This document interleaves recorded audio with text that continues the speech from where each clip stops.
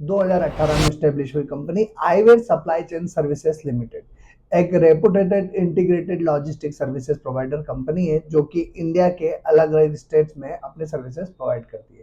अगर कंपनी की सर्विसेज की बात की जाए तो company warehousing, transportation, rack handling services, business auxiliary services और साथ ही साथ रेंटल सर्विसेज प्रोवाइड करती है।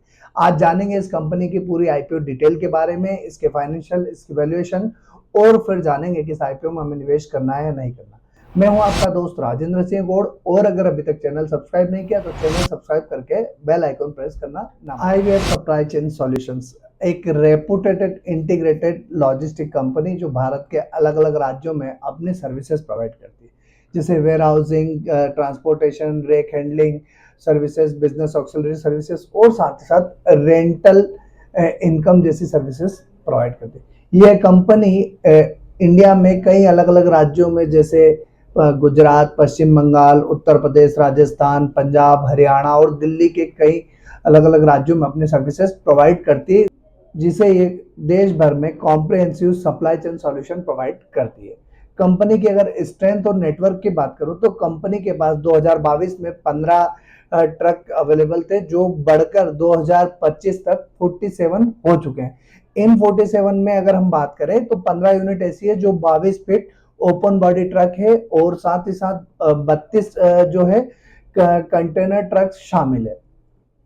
आईवेयर सालाना 100 से ज्यादा बीसीएन रैक्स को ऑपरेट करती है, जिसमें लगभग 2,20,000 मेट्रिक टन माल ट्रांसपोर्ट होता है। कंपनी के पास वर्तमान में खुद की 500 जो है ऑन व्हीकल है और साथ ही साथ 10,000 अदर व्हीकल्स का पार्टनरशिप एक्सेस कंपनी के पास अवेलेबल है। कंपनी के अगर हम ग्राहकों को सर्विसेज की बात करें तो एफटीएल यानी कि फुल ट्रक लोड और एचटीएल यानी कि हाफ ट्रक लोड के साथ साथ कंटेनर ट्रांसपोर्टेशन सर्विसेज भी provide different different business requirement के अकॉर्डिंग फुलफिल करने का काम कंपनी अपनी सर्विसेज अलग अलग सेक्टर्स को प्रोवाइड करती है, जैसे एफएमसीजी, फार्मास्यूटिकल, रिटेल और साथ ही साथ ई कॉमर्स में कंपनी अपनी सर्विसेज प्रोवाइड करती है। आईवेयर आज देश भर में मजबूत लॉजिस्टिक ट्रांसपोर्टेशन सेवाओं के लिए जानी जाती है और ये कंपनी अपना बिजनेस का एक्सपांशन लगातार करती जा रही है। अगर इस कंपनी के क्लाइंट बेस की बात करें तो Adani, Wilmar, Wilson, Tata chemical, Nissan, Dalda, Dabur जैसे कई बड़े दिग्गज नाम शामिल है। अब एक बार हम इस कंपनी के आईपीओ डिटेल्स की बात कर लेते हैं। तो 28 अप्रैल के दिन ये आईपीओ यानी कि आज से आईपीओ ओपन होने वाला है। 30 अप्रैल तक ये आईपीओ खुला रहेगा। 10 रुपए फेस वैल्यू वाला शेयर है। 6 मई के दिन इस आईपीओ के इंडियन स्टॉक मार्केट में लिस्टिंग होगी। 95 रुपीज का फिक्स प्राइस बैंड है। 27.13 करोड़ का आईपीओ साइज है जो कि पूरा का पूरा फ्रेश इशू है। फिक्स्ड इशू टाइप है। एनएससी का एसएमई आईपीओ है। एक लॉट में रिटेल के लिए जो मिनिमम इन्वेस्टमेंट होगा 1200 शेयर के लिए करना होगा, 1,14,000 के लिए। रिटेल का जो मैक्सिमम इन्वेस्टमेंट होगा वो भी सेम रहेगा। स्मॉल एचएनआई का जो मिनिमम इन्वेस्टमेंट होगा 2 लॉट के लिए 2400 शेयर 2,28,000 रुपए के लिए होगा। हमें अब अगर किसी कंपनी की स्ट्रेंथ जानना है तो हम उसके फाइनेंशियल्स देखते हैं। तो इसी कड़ी में हम इस कंपनी के अगर फाइनेंशियल्स की बात करें तो इस कंपनी ने अपने फाइनेंशियल्स मार्च 23 से लेके मार्च 25 तक के शो किए हैं। तो मार्च 23 में इस कंपनी की असेट 39.47 थी जो बढ़ के 46.81 मार्च 24 में हो गई और मार्च 25 में 56.93 करोड़ इनकी असेट्स हो गई। तो एक कांस्टेंट और एक अच्छी ग्रोथ असेट्स में देखने को मिली। रिवेन्यू की बात की जाए तो 43.72 करोड़ का मार्च 23 का था, 58.77 करोड़ का मार्च 24 का और 86.11 करोड़ का मार्च 25 का कंपनी का रिवेन्यू है। प्रॉफिट आफ्टर टैक्स की बात की जाए तो 42 लाख का प्रॉफिट मार्च 23 में था, मार्च 24 में 4.17 करोड़ का हो गया और जो बढ़ के मार्च 25 तक 8.02 करोड़ का ऑलरेडी प्रॉफिट कंपनी बुक कर चुकी है। नेटवर्थ की बात की जाए 4 करोड़ की नेटवर्थ मार्च 23 में थी, 8.17 करोड़ की मार्च 24 में और 16.19 करोड़ की जो है नेटवर्क कंपनी की मार्च 25 तक हो चुकी है। रिजर्व सरप्लस की बात की जाए तो 3.99 करोड़ की मार्च 23 की, 8.16 करोड़ की मार्च 24 की और 8.33 करोड़ के रिजर्व सरप्लस कंपनी की मार्च 25 तक है।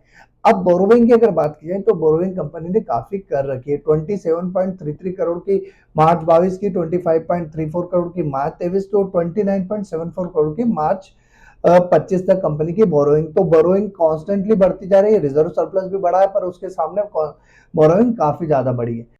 अब अगर एक बार हम इस कंपनी की वैल्यूएशंस की बात करें तो आरओई काफी अच्छा है 58.52 का, वहीं आरओसी भी 30.34 का, जो काफी अच्छा है। डेब्ट टू इक्विटी रेशियो काफी बड़ा हुआ है, ये एक नेगेटिव कंसर्न शो करता है।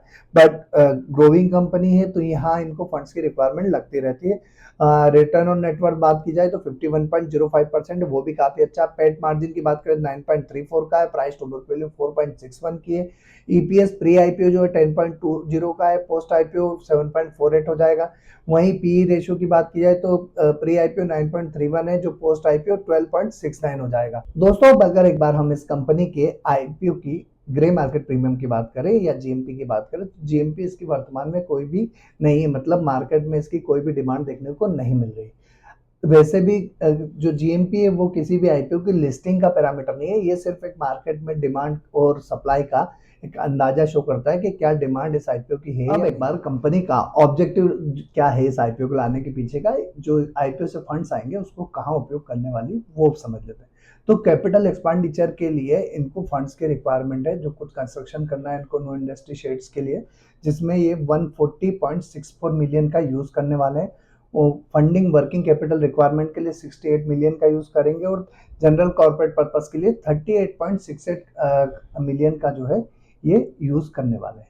तो दोस्तों यहाँ हमने ये देखा कि फंड्स का कहाँ उपयोग होगा, इसके फाइनेंशियल्स देखे, इसकी वैल्यूएशन देखी, कंपनी काम क्या करती है, और साथ ही साथ जीएमपी भी देखी कि मार्केट में कोई डिमांड है क्या। अब आप इस आईपीओ में क्या करने वाले हैं कमेंट बॉक्स में कमेंट करके जरूर बताइएगा। मैं फिलहाल इस आईपीओ को अवॉइड करूंगा। एसएमई सेक्टर का बीएससी का आईपीओ है, साथ ही साथ मार्केट की सिचुएशन देखा जाए तो मार्केट आज प्लस है, बट फिर भी जो सिनारियो करंटली है उसमें किसी भी आईपीओ में निवेश करना मुझे अभी पॉजिटिवली नहीं लगता है, तो मैं फिलहाल अवॉइड करने जा रहा हूँ। आप क्या करने वाले हैं कमेंट्स बॉक्स में कमेंट करके जरूर बताइएगा, और ऐसे ही तमाम सारे फाइनेंशियल अपडेट के लिए हमारे साथ जुड़े रहें। और अगर अभी तक हमारा चैनल सब्सक्राइब नहीं किया हो तो चैनल सब्सक्राइब करके बेल आइकॉन जरूर प्रेस कर दीजिएगा। तो आज के लिए इतना ही, अगले वीडियो में फिर मिलते हैं, तब तक के लिए जय हिंद।